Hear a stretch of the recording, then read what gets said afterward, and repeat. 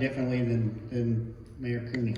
Well, I think I probably put more input into the council meetings than some people thought I should have, but the history of being here since 1946, I think is relevant for working for the city, for being a businessman. I probably wasn't the greatest one around, and to working with the schools. The whole thing about, I think, being mayor at this stage of the game is how do you get the real input from your residents? And I think we did the Walmart survey, for those of you who remember that, open Walmart, close Walmart.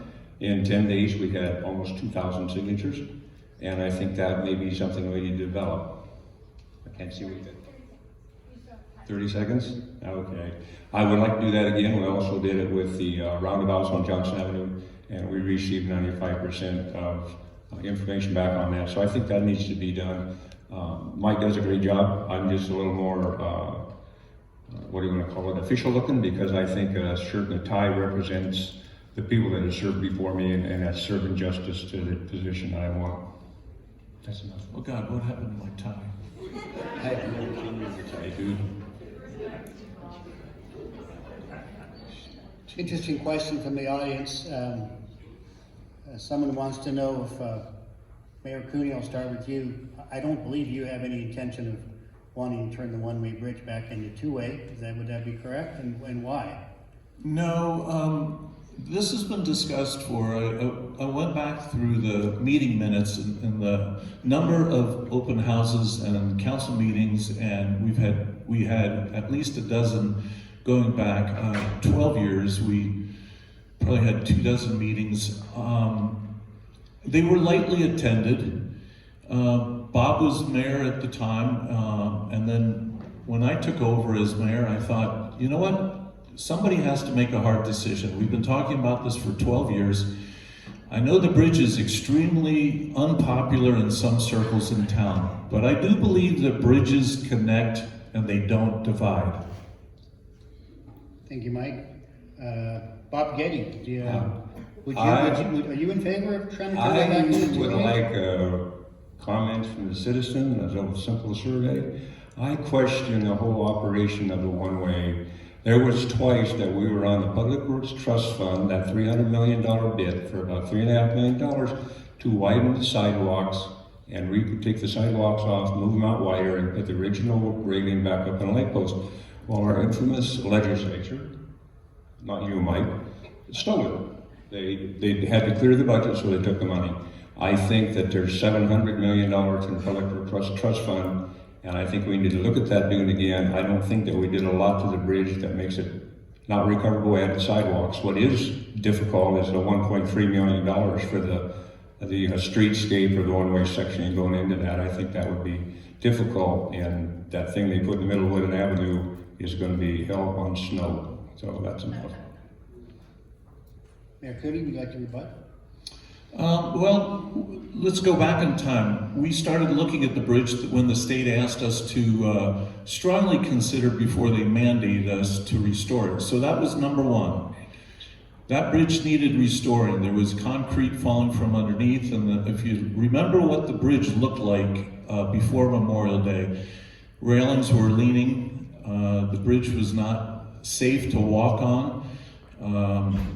I think the whole idea was it started out with restoring, and then it went to safety, which is the number one priority of the mayor, is public safety. I still stand by mine. It could be done, and I think that for 90 years there's not been a recordable accident on that bridge. And the pedestrians have a certain amount of responsibility, according to the state, to be careful crossing that bridge. I know that you walk very gently, walking against the railing when your back's to traffic, but it still goes to the fact there's been no accidents. I think it's been a terrible injustice for the people who live on the North Shore to make them go through that. So once again, I would like to work with the AWC and the state legislators to look for funding. That's that. Gentlemen, obviously the one-way bridge continues to be a point of discussion amongst those of us who live here. Question. This is, again, refers to as your time as mayor. So Bob, it would be during the 8 years, and Mike in the past 4 years. And Mike, I'm going to have you answer this question first, is what efforts have you made as mayor to work with developers to ensure that development that occurred in the valley or at least in the city limits, was something that fit the community or helped address an issue within the community? Well, one, maybe a lot of people don't follow the whole thing, but the Three Fingers project has been talked about, has been litigated for many years. It came out of the court system, and I've been working with Steve Goodfellow before. As far as getting something for the value, you had to guess whether it was going to go their way or pull the fingers out. My guess was it was their private property, and so we've worked to get a trail along the front, restrooms, four places where you'll be able to dip into things. So every single development, we've worked to get something. Widener Apartments is coming, and they're volunteering at our suggestion improvements to our town. Widener Apartments is 250 unit apartment home up in the Apple Blossom area. And you might remember that they were not going to come because of GFC hookups. They are coming. Bob Goedde, during your term as mayor, as your 2 terms as mayor, how did you work with developers and to make sure that it was a good fit? Well, I think we all set in on the big discussions with developments. And one thing you have to remember is you have a set of rules and regulations, and if that development fits those codes, you can't say no as much as you like to. You're going to get sued and they're going to build on your cost. But I think one of the better developments is Suncrest. They were held up by the school district because they wouldn't give a right-of-way through that. We worked with the school district. Everybody came on top of the thing. Suncrest is one of the neatest developments around, and they're getting ready to expand again. We had Golden Gate Ventures in our office when they were going to do the monster on the Butte. That didn't really go very far, but it was a tremendous situation. When the depression or recession came along, there wasn't hardly anything being built. There's tons of plans on the books for the Campbell's project. There's all kinds of them out there. So I think it's very important to maintain that. When we did Apple Blossom Center, we were awarded 17 acres for a park system and another space for green space. And so when the school district come on, they got it anyway. Gentlemen, again, this is again, I believe, tied to the bridge. Audience member wants to know, what is the plan to fix the traffic problems that have arisen that are related to the one-way bridge? And they talk specifically, or they ask about Saunders, but I suspect there are others as well. And so, Bob, I'll take that one. I think we created the problem, and I think we need to go back and look at the same situation. You know, when I pointed out to Jeff Wilkins that intersection was an urban corridor, he goes, my God, that's a whole lot different money and a different funding source. I don't know if anybody followed up on that, but it makes me wonder if someone didn't want a one-way bridge and a walking path for pedestrians, because it appears their priorities are pedestrians, bicycles, mass transit, and then the motorists who pay the bill. So I have questions that we can't undo that and put it back the right way. So looking forward to some of my connection AWC are no longer there, IACC and the Public Works Trust Fund, but I think that can all be renewed relatively easily. Mayor Cooney? The question again? The question is, what's the solution to the traffic issues that have been exasperated perhaps by the one-way bridge? Well, I will admit a mistake, and I think good leaders do that. Mistake was, once the bridge opened on Memorial Day weekend, we were not, and we had been promised that traffic mitigation would start right away on Johnson Saunders, and also on Sanders, I should say, on Wooden Avenue. And we looked at 5 intersections, and we were promised that there would be mitigation started. Well, during June and July it didn't, and there were traffic backups. But I will ask you, the very last week in July, we tweaked some at the Wooden Avenue bridge, or at the Wooden Avenue light. We fixed the light timing to move people through. So we do have an ongoing traffic study with traffic counts, knowing what each intersection can handle and can't, and we have $600,000 in the bank, and we're looking at $300,000 more from the city to mitigate it. And so it's a long-term vision, and it's a global vision of our city for traffic. Bob, would you like to rebut?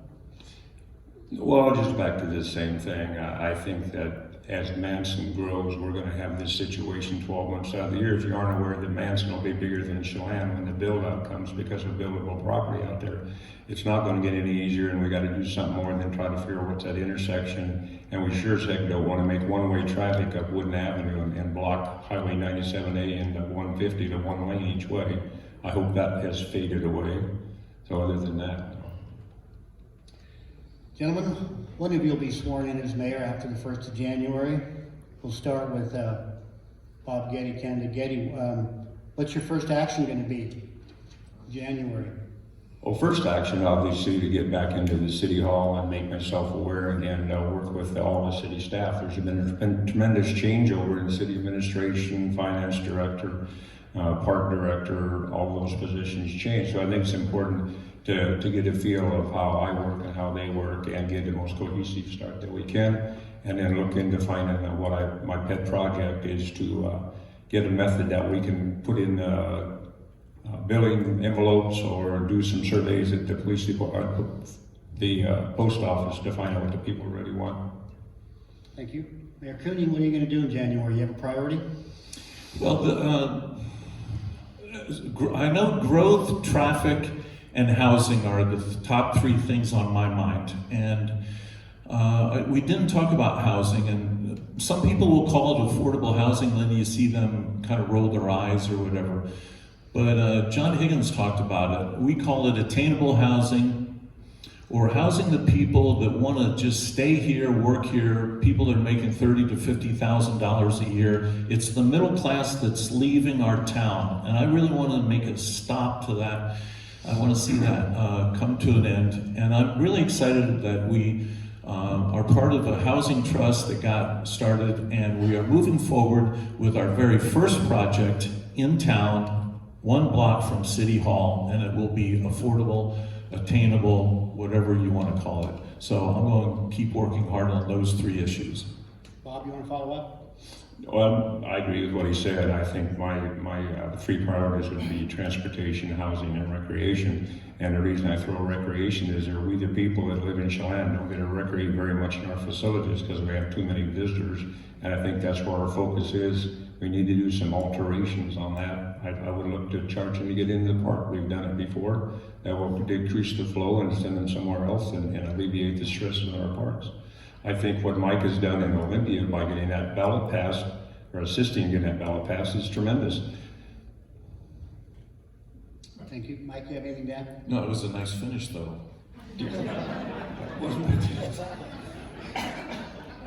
This is a rather generic question. What but was your question, Jay? Your time ran out already. I've got a lot more. So, this is a generic question. It's clearly, but I think it is an opportunity to see maybe how you are different or how you would be different as mayor. But what is your big picture vision for the Chelan community, Bob? My vision would be it downtown stays 1965. We have easy services in and out. We fill out the downtown area somewhat before we start doing the urban clutter. And I think that when you talk about economic development and light interest coming here, you're kidding yourself. I gave up on that a long time ago. It wasn't on the I-90 corridor. But I think there is some stuff that can work well with our agriculture and our recreational facilities to bring into town. Mayor Cooney.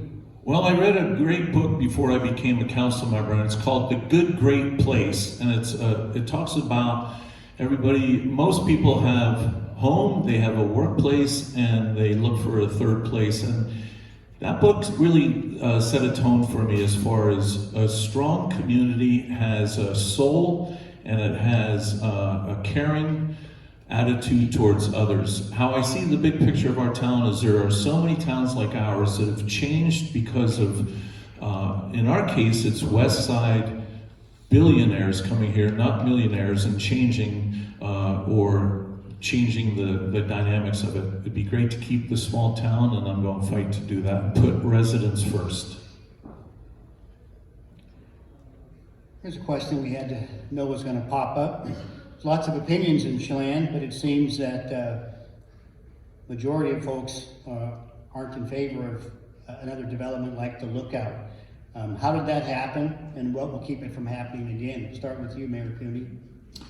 Well, How did it happen, and what are we gonna do so it doesn't happen again? Or is that the choice? so it was Granite Ridge, and it was owned by the Tallies. And the Tallies came to an end as far as developing that. I think they built one home or two homes up there, and then they sold it. And they sold it to a group of investors that were part owners of Seabrook on the coast. And what they envisioned was a little village. And at the time, this is very important, that it was permitted for single family residential single-story homes. And by them pushing, they got to go up higher and narrow streets through what is called the public development district. And I am so against that. I was not in the chair then. It got developed before my time. I was on council, but council does not have land use decisions. It goes through a hearings examiner. Bob? Read your question again, please. Uh, About not having it happen again, I got it. About how'd the lookout happen? And, Well, I think Mike said it when it started off, a high dollar, $1 million, $1.2 million, nice homes. And then when the current operation got it, they got some things changed around. I think that's one of the most important things we need to do is when you make your development plans, you better have somebody that looks all the gray area over, because when they find a gray area, they're gonna step in, and if you can't get that figured out, they're gonna do what they wanna do. And so we need to go back now and make sure to close those things up. Unfortunately, some of those things are already there.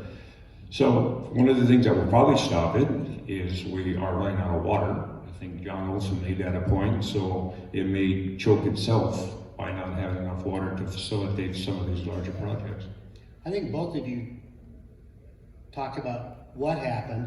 I guess the audience wants to know, how did it happen specifically? I mean, it didn't just happen. Something had to have happened. It was a constant pounding as far as trying to get the code changed, and the code changed to single-family homes to a PDD, and that's plain and simple. So there were more homes put in the same amount of area, and it was strictly from development pressure that we did not stand up to.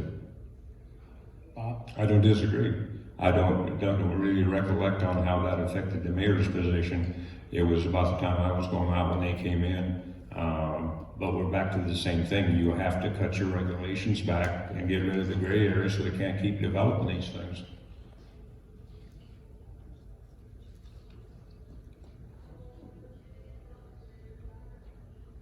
How do we balance growth with small town residents? How do we do that, Bob? How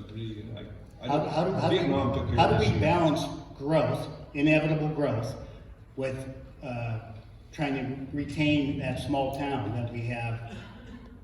Well, I think our small town dictates about 8 blocks on Wooden and a couple blocks each way. The rest of it, as long as you don't allow skyscrapers and 3- and 4-story buildings, we already snuck a few of them in. I think that by maintaining the core area and the business area to look like the early 60s, 70s, I think that is one way we'll do it, and not allowing any newly designed buildings to come into effect. Mayor Cooney? Well, I think as far as balancing growth in the small town, we spent 1 year as a council and administration together working on the comp plan, and there could be nothing more boring than working on a comp plan. I don't think there will be one coming up in the next mayor's term, so, but it may be dry, but what it does is it sets the vision for your town and where you can build and what type of homes you can build and what kind of buildings.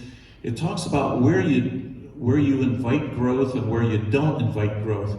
We invite growth and infill in our downtown area, and we don't invite it on the hillsides. And that's one of the reasons why I'm pushing hard, not for you on your tax bill, but I do want to get a consortium to put together to buy the butte before that gets built on. Anything to add, Bob? No, you look at the butte, I know that's a prospect that Mike's had in his corner for a long time, but if you look at the rest of the development, Holiday Hills, the other ones back with Noseum and all those, I'm not so sure you're going to see the butte by the time they get through with Holiday Hills. unfortunately. Well, this is gonna be our final question of the evening.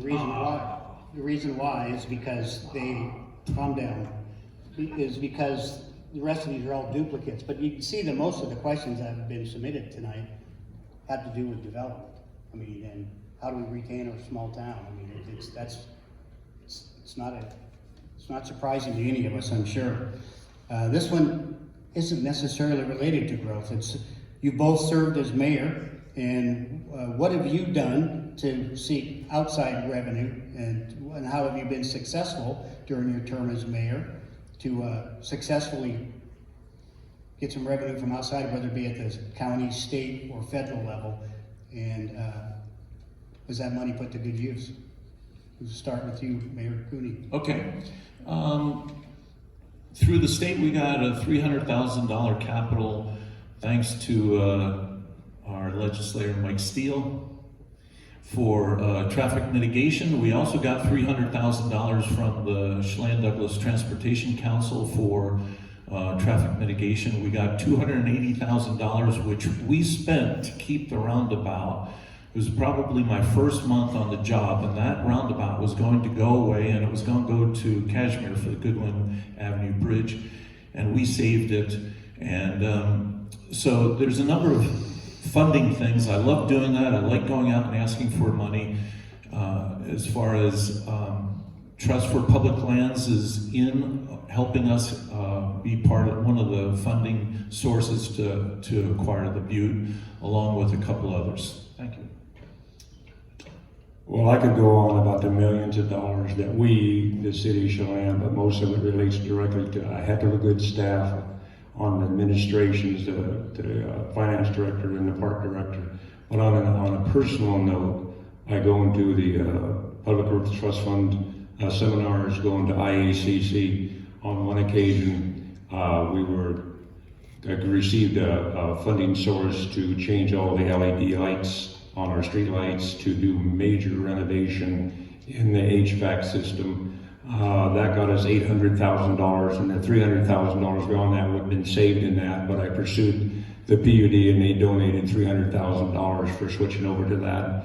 One of the quickie little bitty ones is the $1,500 for the driver's licensing. They were going to remove that, and I offered them area so that you can get your driver's license here and not go to Wenatchee. That might not be much money, but it's a heck of a deal for the people that live here. The funding sources that we thought we had to put money in water at the airport was a personal venture on other different directions with IACC. That's going to conclude our question and answer portion of this forum. Each candidate now will have an opportunity, 2-minute closing statement. And Bob Goedde, I'd like to give you the opportunity. I appreciate that, Jay. Thank you very much. I did not understand exactly what we have open and closed statements for. Once again, I'll read off my little flyer. To the people of the city of Chelan, I am the most qualified candidate seeking the office of the mayor of Chelan. I'm experienced, educated, and very dedicated. I represent all the residents of Chelan to the best of my ability and to be accessible to them. I will listen to the citizens' concern and work with groups that represent them. Work to maintain the most efficient, highly quality services. I will develop a method that will allow our residents to express their wishes, a simple survey to Walmart, whatever. I work to establish a city-owned teen center. This election will determine what Chelan will look like going into the future. Vote to keep our Eastern Ocean small town appearance. Vote for Bob Goedde. Mike Cooney. As far as closing, I knew very well going into making a decision, a couple of decisions, that it could cost me the election. Well, actually, that didn't really even faze me. I like making hard decisions. The bridge was an extremely hard decision.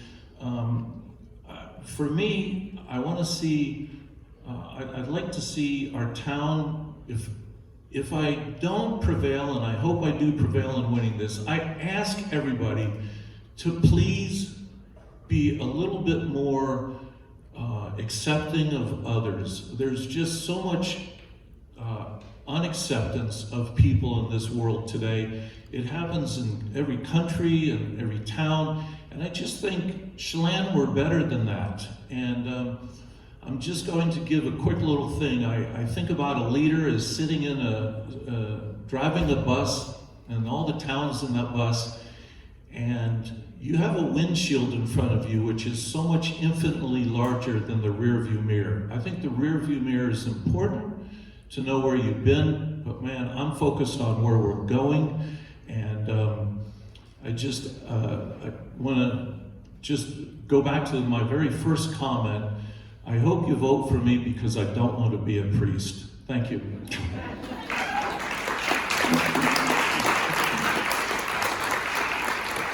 With that, Can I say one more thing? certainly each can. To everyone, you're invited to Bob Goedde's Spaghetti Feed at the Miller Car Museum on Friday night. Be great food, great cars. Come on out and check it out from 4 o'clock till 7. Everybody's there. Don't have to say anything. You can listen and talk. There's no gimmicks. Just come out and look at Leo's cars. That's the biggest point of the whole thing. Thank you very much. Mike? We have a really cool band on Saturday night. No. If you want any swag, I have t-shirts back there, and they're free, and yard signs. I will say a really good thing about this mayor's race is you will not see Bob Goedde signs or Cooney signs in the right-of-way like I see in a lot of towns. I think that junks up towns, and I really applaud you, Bob, for doing that. I haven't put any of them out, so I'm not guilty. We're the same on that. I've not put any out. People have come to you and people have come to me, and I think that's a pretty cool little thing in our town. So, thank you. Thank you. Please exercise your right to vote. It's important. If you have not registered, you still have plenty of time to do so. And a reminder that ballots have to be postmarked no later than Tuesday, November 5th. The ballot drop boxes behind Chelan City Hall. There's also one behind Intiad, one at Intiad City Hall and at Chelan County Courthouse. They will lock them precisely at 8 o'clock, and there's no exception. So make your vote count. Get out there and cast your ballot. Thank you for coming tonight, Mike. So I would like to take this opportunity to thank our moderator, Jay Witherbee. Please give him a round of applause. Thank you very much, Jay. We really appreciate it. I also want to thank my staff that helped put this on as well. Our timers down here, Claudia Shipman and Morgan Benson. Phil Muller in the back and Tiffany Gearing. Members of my board that are here, including Jay and Sandy. And again, as someone who has done these forums on a regular basis now in my tenure, these are not easy for the candidates to do. So please give them another round of applause. They did an excellent job tonight, and I hope it helped. Thank you for coming.